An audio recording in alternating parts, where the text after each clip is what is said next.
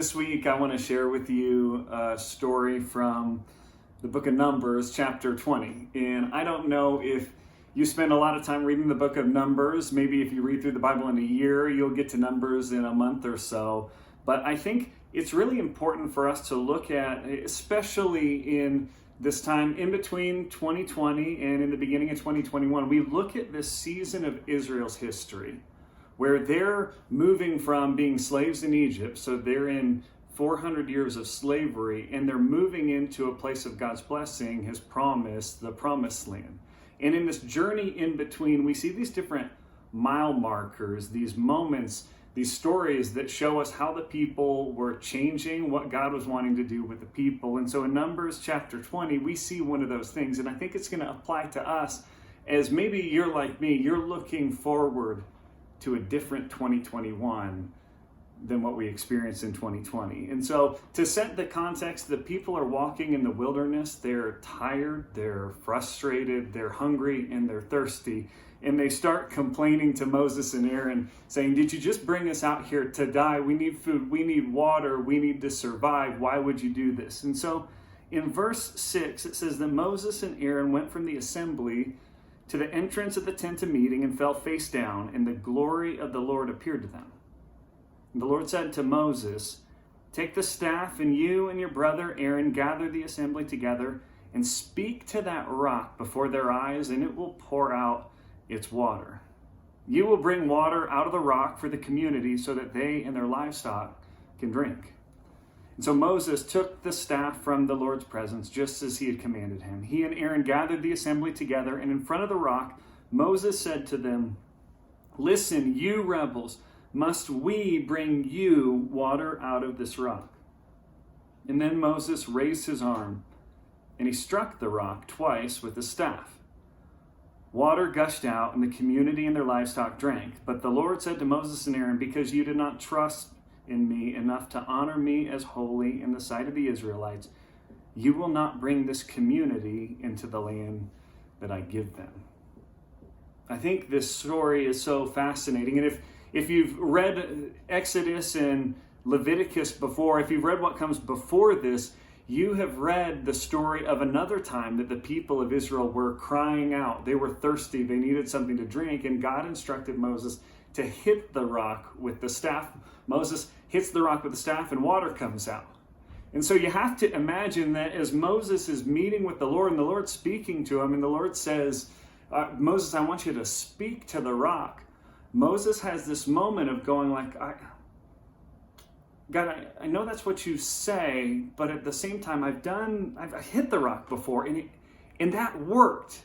And so what we find is a couple verses later, when he gets to the rock, he calls all the Israelites together. He talks to them about how rebellious they are, and then he actually takes credit. He takes credit for what God's going to do. He says, "Listen, you rebels, must we bring water out of this rock for you?"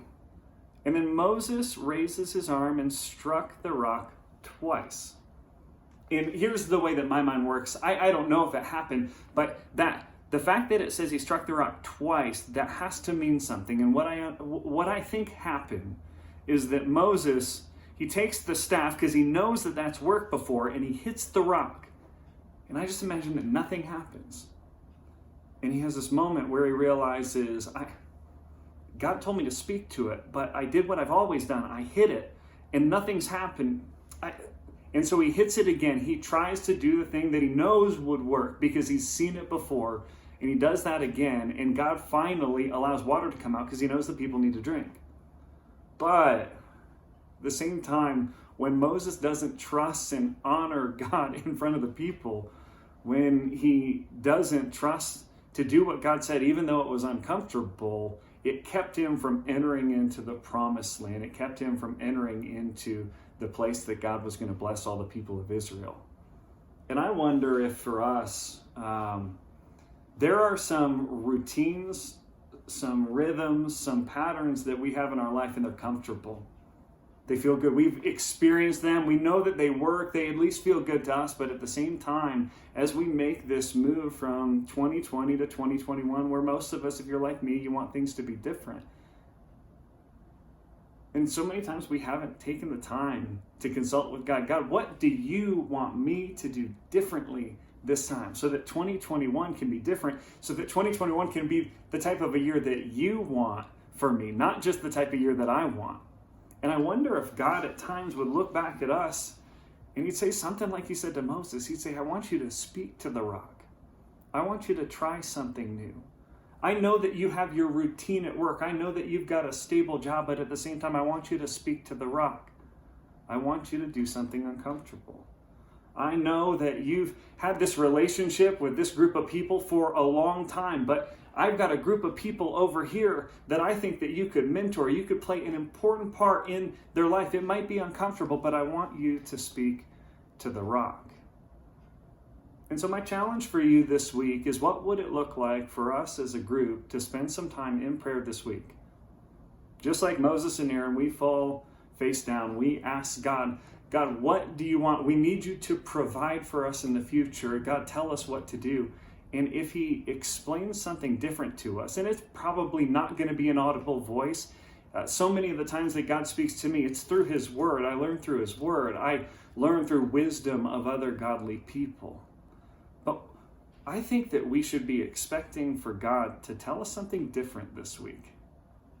Something that gets us out of the pattern of the old and moves us into something new.